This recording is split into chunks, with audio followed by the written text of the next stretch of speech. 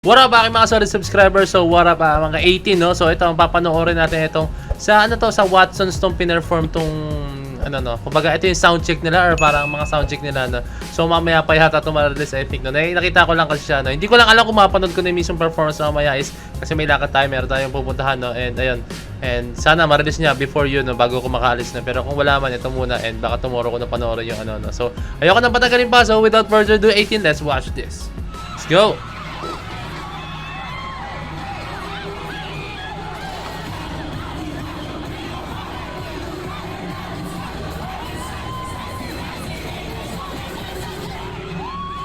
Hindi ito yung mismong performance nila ha. Soundcheck lang to.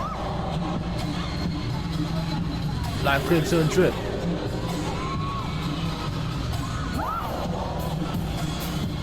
Take note, kakatapos lang nila sa concert kay Miss Casey Tandingan no? So parang kinabukasan to no? Grabe. So tama yung sinabi ni Miss Casey Tandingan no? Magpahinga na kayo, parang may concert pa kayo bukas. Siguro alam ni Miss Casey Tandingan na may concert talaga SB19.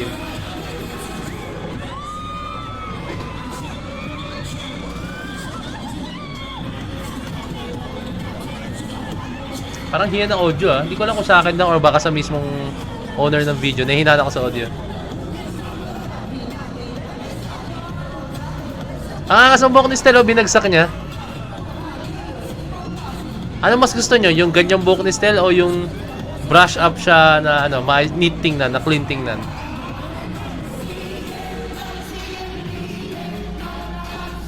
Ako para sa akin mas gusto ko yung brush up na Stel, yung clean tingnan. Kay Josh, yan na talaga yan eh. Vampire look talaga. Tapos si Ja, yan na talaga yan. Ayusin na lang niya konti yan. Si Pab, ayusin pa niya konti niya, I think. Si Ken, mag-ayos pa ito ng konti ng buhok. Nakap siya eh. Si Josh, yan na yan eh. Magulo na eh. Vampire look talaga. We run. Baka ako sa sapatos niya noon. Ipab oh. Trip, trip.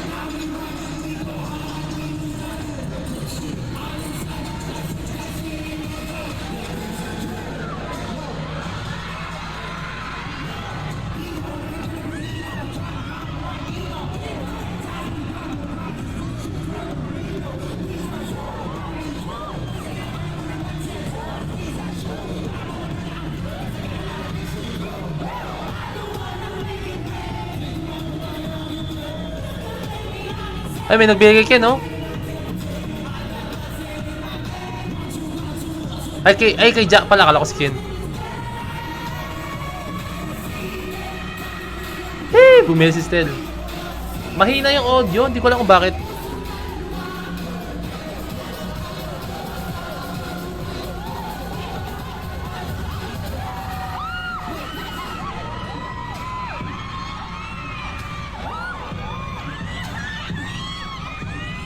Crimson Trip.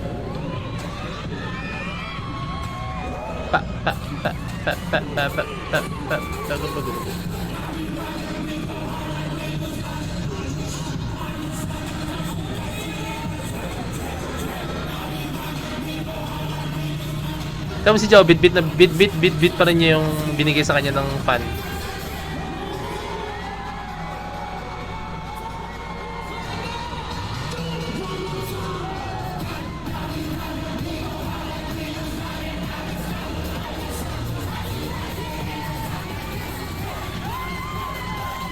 Woo! Grabe si Stel, oh. Eh, let's go, Stel.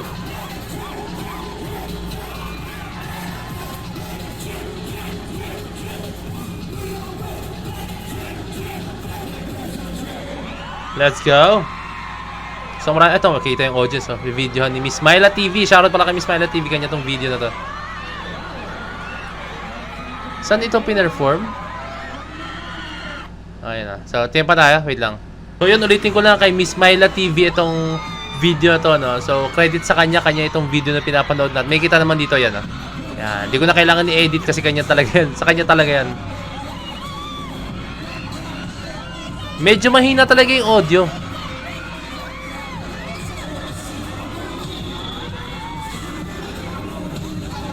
Ang weirdo ng ng glass ni Josh. Hindi mo alam kung baligtad or ganyan talaga.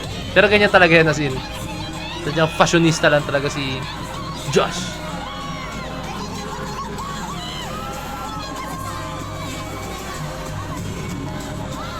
Ayun na, nakikita ko na yung old school look ni Stel, oh.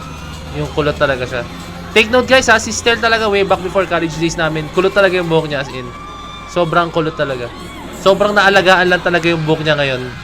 Possible naman talaga kasi ngayon yun. Pwede mong gawing straight yung buhok mo talaga as in. Hindi yun to the point na araw-araw mo plansyahin, araw-araw mo. Hindi, merong paraan na para maging yung tubo ng buhok mo is talaga magiging straight na talaga. Nothing is impossible na sa teknolohiya ngayon. Kulot yan, as in si Stel, as in ano siya, kung ako yung semi-kulot na, ako mas kulot pa yung si Stel talaga, as in sobrang curl na curl yung mga buhok niya.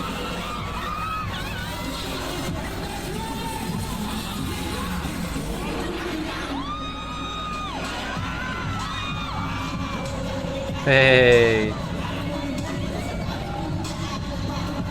Ang importante na naman sa soundcheck para sa akin is yung mapakinggan nyo mismo yung kung tama ba yung music na ilalapad nyo, and yung mic, and then kung tama ba yung melody na gagawin ng DJ ng music ng music, and then yung lightings or what no. Kaya dito makikita nyo hindi sila sumasaya, more enjoyment lang.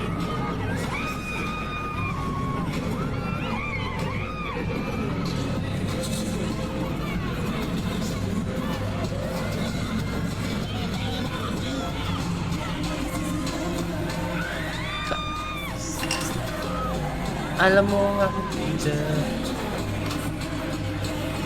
alamin ang mga bagay-bagay.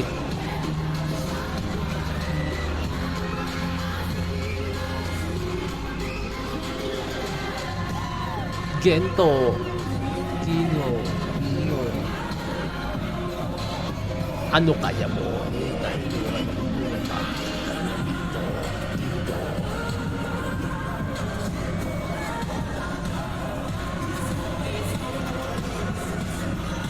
Gento! Hey!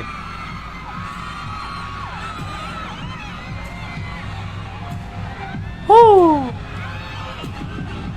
Kain mo na parang Gen. Yo.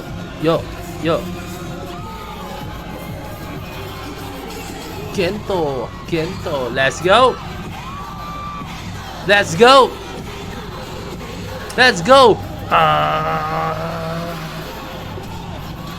Parang Gento.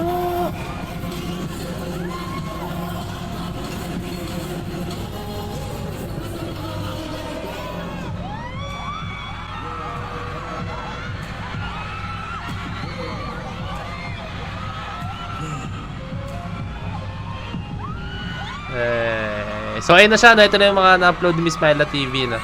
So yun, abang-abang na lang tayo, no, sa performance nila, no, sa ito sa Watsons, yung pinaka-actual performance nila. Pero for now, ito muna may kita natin. Although mahina yung audio, hindi ko alam kung bakit, pero tinry ko nung mag-play ng ibang music kanina, kinat ko na lang, no, mag-play ng ibang music kanina, no? Pero ano siya eh, malakas siya eh, malakas yung audio. Alam ko nagloko yung audio ko or what, no? Pero mahina talaga siya, hindi ko alam kung bakit nagka-ganun, no? I don't know why. Pero ayun, at least ang mahalaga dito is napanood natin yung soundcheck na kalokohan ginagawa na SB19. Pero hindi siya kalokohan to the point na kung ano na ginagawa nila. Talagang ine-enjoy lang talaga nila. Yun na naman ang purpose ng soundcheck sinabi ko sa inyo is kailangan makapa nila yung mic, kailangan maayos yung pagkaka-tune ng mga music, lahat, no? Kasi may tendency na na pwedeng mabago yung timpla ng mic and timpla ng audio mismo, no? Baka biglang bumilis, baka biglang magkaroon ng something na ma-add, no, na music na maguluhan sila, no?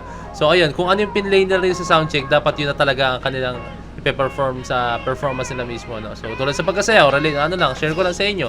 Kami nag-stage blockings kami kasi hindi namin alam yung syempre isa na rin yun, yung music, kailangan yung tamang music kasi minsan biglang bumabagal sa music eh.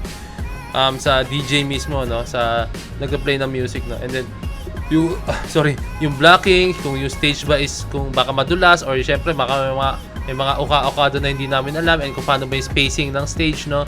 And ayun yung mga concerns talaga, and yung lighting, baka biglang may gawing lights na kakaiba, like tumama sa mata mo, masilaw ka, mawala ka sa lugar and magkamali ka, no. So ayun yung mga purpose ng mga ganito, mga sound check or stage blockings or what, no. Actually yung ginagawa nila, umiikot-ikot sila tong ating mahalima, no, and parang kinakaparin nila yung stage, no. So ayun, abangan natin to, hoping na maabangan ko siya hanggang mamaya, no, yung performance nila. So ayun, kung meron ka pa, comment down below, message nyo sa Facebook page na Point to Pen, so DC Point to Pen signing out. Peace, that's G.